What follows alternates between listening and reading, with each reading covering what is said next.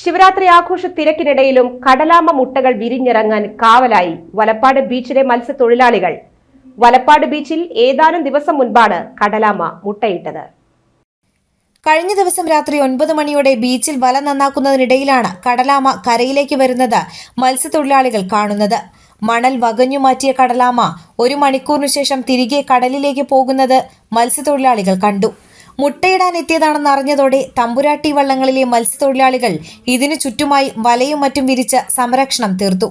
അരവീട്ടിൽ അഭിലാഷ്, സുബിൻ കോഴിശ്ശേരി, ഗോപാലകൃഷ്ണൻ വിക്രംചേരി, വിപിൻ ഏറൻ കിഴക്കേത്ത് ഉൾപ്പെടെയുള്ള മത്സ്യത്തൊഴിലാളികൾ രാവും പകലുമായി കടലാമ മുട്ടകൾക്ക് സംരക്ഷണം തീർത്ത് കാത്തിരിക്കുകയാണ്. നമ്മൾ തമ്പുരാട്ടി വഞ്ചിരിക്കണേൻ്റെ വടക്കേ വരികയിൽ വന്നത് മുട്ടയിട്ട് അത് കുറച്ച് കിഴപ്പോട്ട് കിടന്നിട്ട് പിന്നെ പടിഞ്ഞിട്ട് കിടന്നു പോയി. അപ്പോൾ ഞങ്ങൾ ആ മുട്ട ഇവിടെ സൂക്ഷിച്ച് അത് വിരിയിച്ച് വിടണമെന്നുള്ളൊരു ആഗ്രഹം ഞങ്ങളുടെ മനസ്സിലുണ്ട്.